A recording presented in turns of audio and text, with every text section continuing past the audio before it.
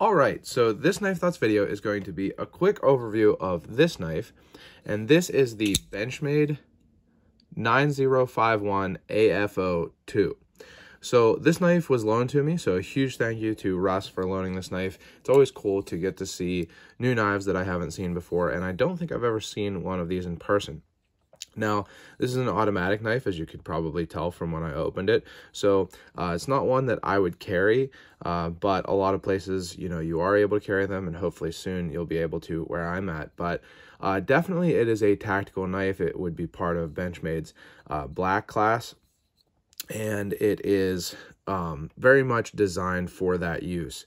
So first of all, like I said, it's automatic. So that's definitely kind of a tactical feature, particularly these out of the side automatics. Out the front automatics, maybe, definitely have a tactical feel to them, but are more of like a fidget thing.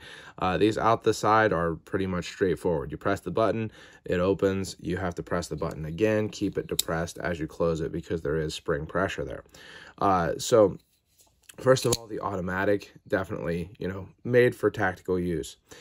The next thing is the blade. It's a really kind of classic drop point blade shape, very, Benchmade-esque. It's something that you see, on a lot of Benchmade knives, and it has 154 cm on the blade, which again, Benchmade uses a lot, especially on these tactical type knives. I think that, it kind of is a good all-around steel. Definitely not a super steel at this point. One that I've used a good bit on a previous Griptilian that I had, but definitely not a super steel, but certainly a very good steel, and good for a tactical knife like this. Aside from the blade shape, which is very classic and, like I said, both utilitarian, but also definitely tactical with this very pointy tip and the swedging, it also has a handle that I think is really designed for that. So the handle is aluminum. It's an anodized aluminum, which has kind of a tacky feel to it. It definitely gives a little bit of grip, and it has a very kind of firm, handle shape that gives you a very firm grip. You can see that it has a palm swell here, and then in this kind of guard area, it has some jimping that you definitely feel when you're holding onto the knife, and then some jimping down here also, so the knife won't slip forward or back in your hand. Definitely has a pronounced guard here up at the front of the knife, both on the blade side and the spine side. So that is, seems to me that it's for use in a hammer grip, style hold here. The thumb, it's not so much a thumb ramp like some knives have, because, maybe if you use a pinch grip, but I think more so it's designed for this kind of really, hammer, solid grip style of holding the knife. It also has a little point on the pommel here, so definitely, again, for tactical use, you could break a window with that, or, hit somebody with it for sure. Even when the knife is closed, you can still get a good grip on it here and could, use that to hit something. It also has some milling here in the handle, just for a little bit more grip, I think. Probably a little bit of weight reduction also, but mostly for the grip, and it also just looks cool.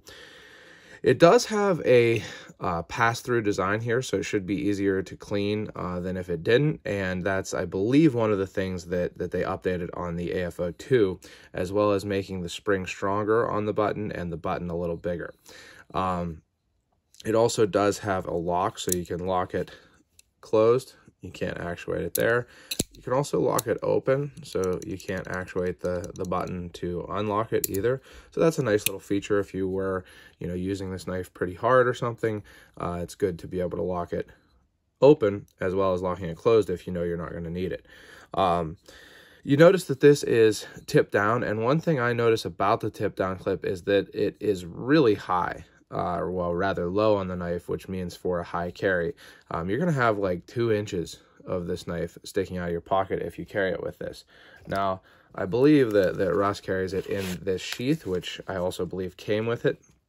So that kind of takes away that issue there.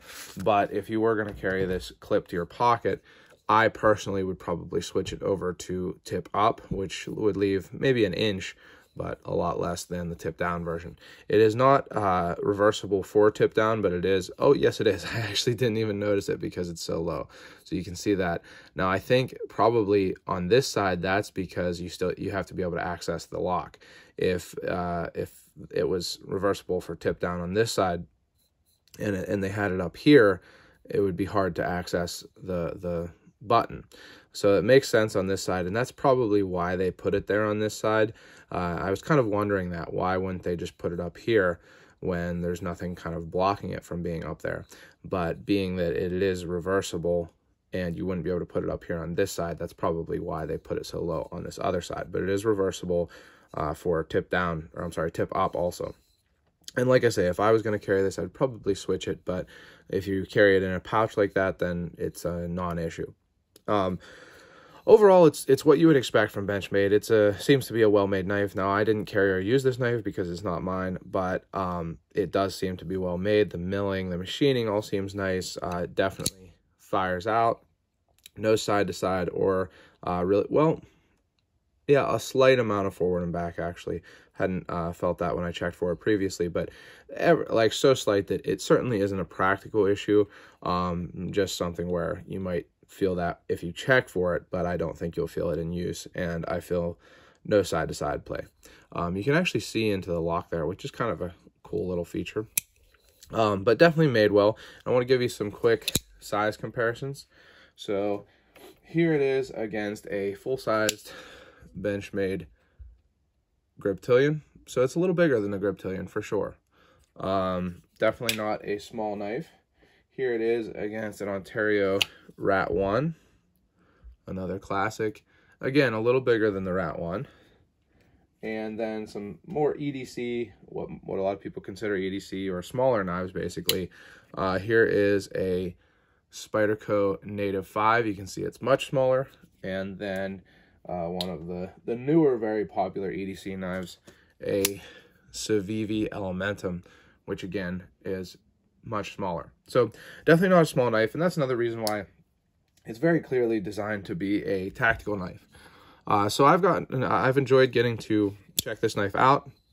It's a very cool knife. Not something, like I say, that I would be able to carry, but if you are in a place where you can carry an automatic knife, or just want to get one for your collection, just because you enjoy them, this is a very classic, I think, tactical automatic knife.